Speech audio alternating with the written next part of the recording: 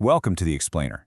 If you've been tracking global environmental policy, you know the terminology can honestly feel like a giant bowl of alphabet soup. So today, we're cutting through the jargon.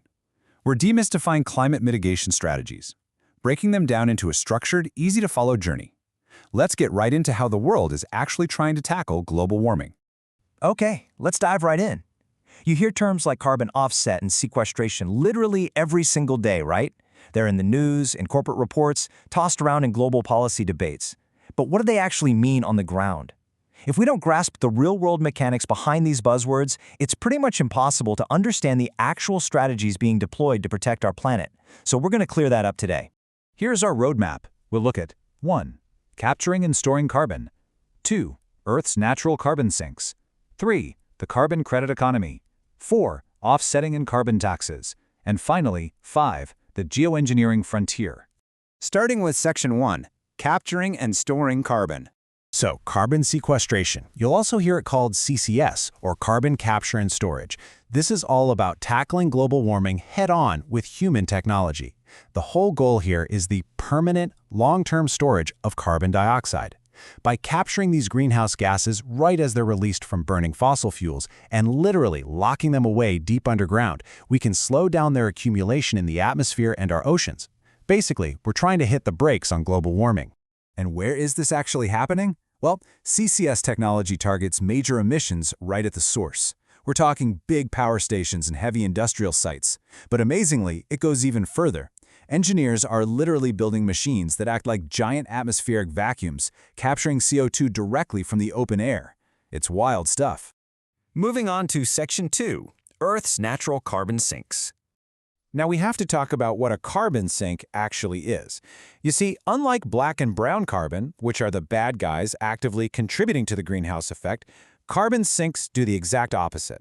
They are nature's built-in defense mechanism.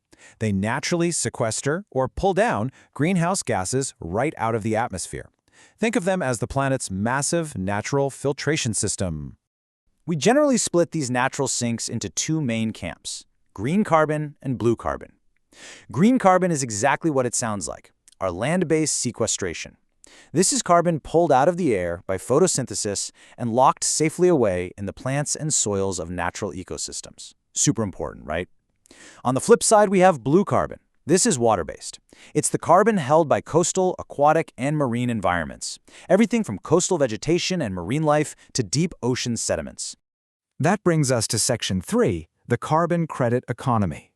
All right, to really understand this economy, we have to define its basic currency, the carbon credit. What is it? It's basically a tradable certificate. It represents the exact right to emit 1 single ton of carbon, or carbon dioxide equivalent gases, depending on the market. It is quite literally a quantified, buyable permit to emit. So how does an organization actually get their hands on one?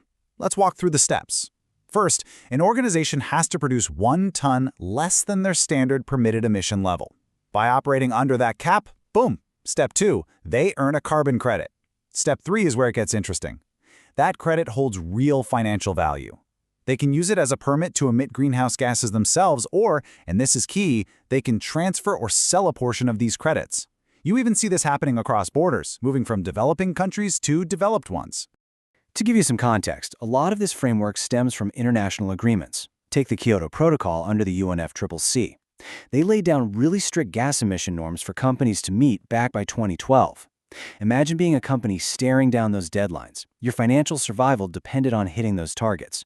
You basically had two options. 1, you reduce your own greenhouse gases by adopting or upgrading to brand new, cleaner tech. Or 2, you tie up with developing nations. By helping those nations set up eco-friendly technology, you could earn credits over there and then use those credits to offset your emissions back home. Next up, Section 4, Offsetting and Carbon Taxes. Let's unpack carbon offsetting first. While carbon credits usually deal with a company's direct, allowed emissions cap, carbon offsets are credits you get for reducing emissions somewhere else entirely. A classic example? A wind farm. By funding a wind farm that creates clean, renewable energy, you are directly reducing the need for dirty, fossil fuel power in another location. Just like credits, these offsets are sold in metric tons, and the underlying logic is honestly brilliantly simple. If you buy 1 ton of carbon offsets, that means there will be exactly 1 less ton of CO2 in the atmosphere than there otherwise would have been. The math balances out. And this brilliantly illustrates why offsetting has become so incredibly popular. For a lot of businesses, it is simply the absolute fastest way to achieve deep, immediate reductions in their carbon footprint. But wait, there's more to it than just the environmental math. These projects often deliver huge, tangible social benefits on the ground. A new project site can bring desperately needed employment opportunities, fund local community development programs, and even provide new training and education for local populations. Of course, economists don't all agree on the best way to handle this. We essentially have 2 dominant strategies here. On one side, there's cap and trade. This is the method used by the protocol we mentioned earlier. It relies entirely on trading those credits and offsets to meet a strict emissions cap. On the other side is the carbon tax. This is a totally different beast. Instead of a complex trading market, it's just direct, flat tax penalty based entirely on how much carbon is in a specific fuel, like coal.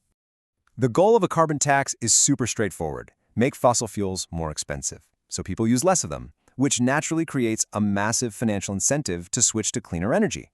And if you're wondering about the economic shock, the plan is always to start low. You implement the tax gradually and increase it over time. That gentle ramp-up gives industries the breathing room they need to develop better practices and actually build out that superior alternative technology. Which brings us to our final act, Section 5, the geo-engineering frontier. All right, brace yourselves for this one. Geo-engineering. This is an awe-inspiring and, frankly, a slightly intimidating concept. We're talking about intentionally modifying and cooling the Earth's environment on a planetary scale. The sheer ambition is staggering. The core idea is to forcefully defeat environmental damage and climate change to make sure the planet remains inhabitable for us. But let's ground ourselves for a second. Unlike the carbon markets trading right now, or the sequestration plants currently pumping CO2 underground, geoengineering is mostly just a theoretical concept at this point. This is the absolute sci-fi frontier of climate mitigation. Now, what's really interesting about this is just how wild some of these proposed modes are. To give you a sense of the extreme length science is considering, look at these ideas. We've got proposals for hoisting massive parasols, or literally placing giant mirrors in space to block the sun's rays. Some scientists have proposed whitening the stratosphere with sulfate aerosols to reflect radiation, or a simpler version, whitewashing millions of building roofs around the world to bounce sunlight back up. There's even a concept where we fling massive amounts of iron filings into the ocean to promote the sudden growth of carbon-gulping algae. I mean, it's mind-blowing, planetary-scale engineering. Which brings us to a deeply provocative thought to leave you with. We've just walked through the physical capture tech, Earth's natural blue and green sinks. We've demystified the economics behind carbon credits, offsets, and taxes. And we just peeked into the radical theoretical frontier of geoengineering. So looking ahead, what do you think? Which combination of these incredibly diverse tools will ultimately protect our planet? Are we going to rely on nature, lean on the markets, or will extreme engineering be the thing that saves us? Thank you so much for joining me for this explainer, and keep exploring these crucial concepts.